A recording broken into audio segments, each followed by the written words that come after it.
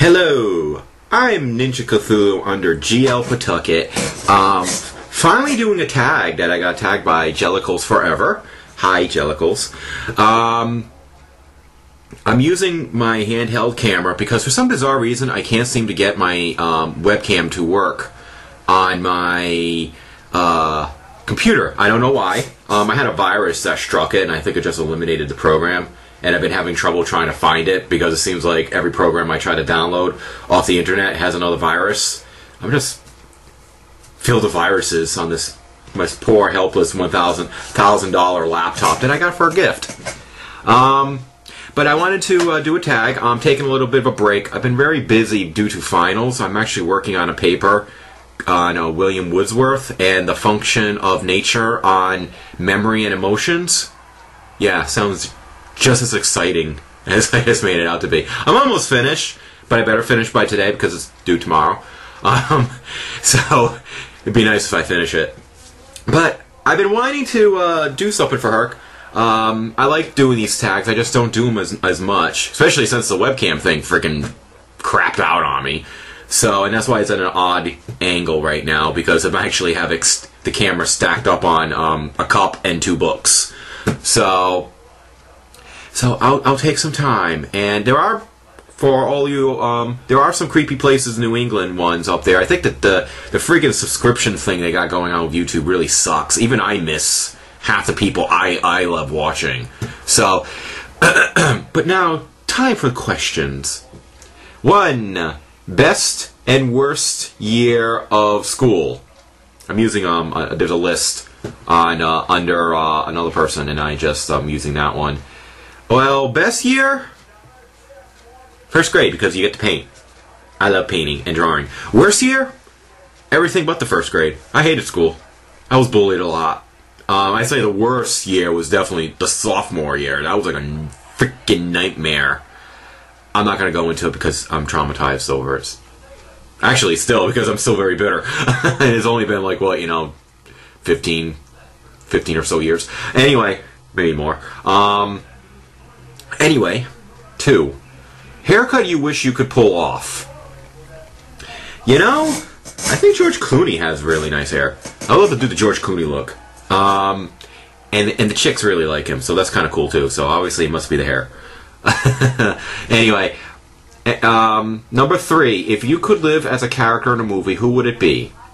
Well, Jellicles mentioned Scarlett, and I gotta say something about Scarlett. I agree with her. She was a bitch. She took her sister's... She took the guy that her sister was interested in just to marry him, just to get money. And various other things. She was, screwing people over left and right. But you have to kind of, watch the movie, and the reason she did it is kind of, reasonable why. I mean, it wasn't like she was just doing it to be a bitch just for bitch's sake. She was doing it for logical reasons. I mean, I'm not going to go into it fully. Also, too, I was watching Gone with the Wind recently because one of my classes, final tomorrow, actually, also, too, is Civil War.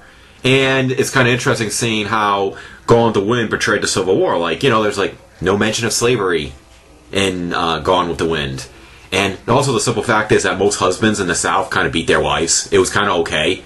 And actually kind of promoted. If you ever watch read the book called Cannibals All, it actually bluntly says that a man, to be a good Christian, has to discipline his wife. If not, then he's being selfish. He's not being a good Christian. But anyway, I'm going on tirades here. Way off topic, but if you could live as a character in a movie, who would it be? Godzilla. Why? Because I think it would just be totally fun to be a giant monster to rampage through cities and destroy everything. I just think that'd be awesome. And you're practically indestructible. And if I'm smart, because Godzilla's a little bit not so smart, I totally know how to avoid death.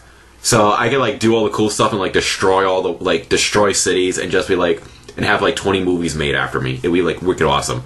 But on a more serious note, James Bond, because his life is never boring, and he looks great in a tux, and he's super cool and awesome, and drinks a lot of martinis and stuff like that.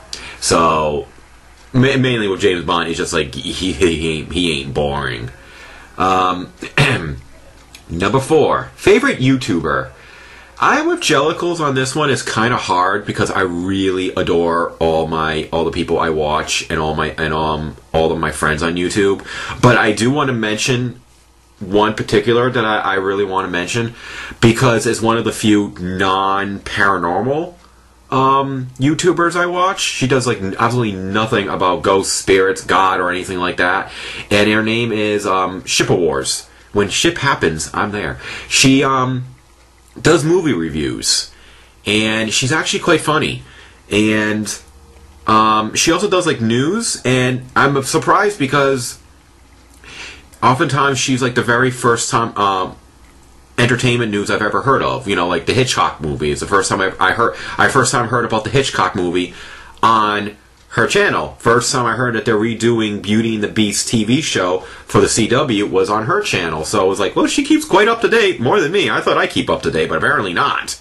So she helps me broaden my mind. So I adore everybody, you know, whether it's Jellicles, The Hippers, Rag807, and you know, so many people I can't even mention. I want to give a special shout out to Ship War. Number 5. Make up a word. What does it mean? What's funny is, Jellicles already made like a cool one. Assholic. That's just like so awesome. I think I'm going to start using it. But I do have to make up my own. I will say Jesus-eyes. I used to say that a lot. It's Jesus-eyes time. It's kind of like you know, it means when you get all hyper for God, you know. And it's kind of like more of like a mockery of organized religions. You know, about how they like to turn everything into Jesus. You know, we need to have this food for Jesus. We need to watch TV for Jesus. And it's like, oh gosh, get over your guys' self. What is it, Jesus-eyes time? You know, it's not meant to be anti-God, anti-Christ, or anything like that. It's meant, you know, it is kind of meant to be anti-religion. Hold on one moment. Come in. That's my cat. My cat's a pain in the ass at times. I'm keeping the door shut because my roommate's watching TV and he kind of blasts it, and trying to keep the noise down. But the cat has to keep going in and out of my room. Right, Joey? That's him. He's a sweet cat, though. He's a weird cat too. He loves to be petted a lot, but he doesn't like to be held. It's weird. It makes him less lovable too. And I have a hermit crab too, and he likes to try to get at the hermit crab. That's me again going off on a tirade, but he's my baby. You're my baby. Maybe he's still kind of pissed because I got his nuts cut off like several months ago, but I don't know. Anyway, kind of slight stuffy nose. Number 6, amusement park or lay in bed. Oh hell, amusement park. What's the thing about amusement park that's kind of funny is I really get ill on amusement park rides, especially roller coasters, but I love roller coasters. One time I went to Six Flags in Massachusetts, and by the time I got to the Tomahawk, I thought my intestines were going to puke out. You know, I thought it was just going to, and all my guts and my stomach and the bile comes out and everything. I was so ill, but I loved every single ride I went on. At least I got on. I usually try to get the big rides out of the way first, so when I finally my body finally gives in. Like when I was there, I made sure I went on the Superman ride first, so I can enjoy it more. But sometimes I also try to go on a ride, like a fast roller coaster or something like that, then wait, and then go on another one. And it really sucks because I really love roller coasters and fast rides, but if I do it too often, I just get sick. Because normally I would just go on the Superman ride like 20 times in a row because that was just totally fun. But no. My body won't let me. God damn it. Anyway. 7. Weirdest thing you've been asked by a parent.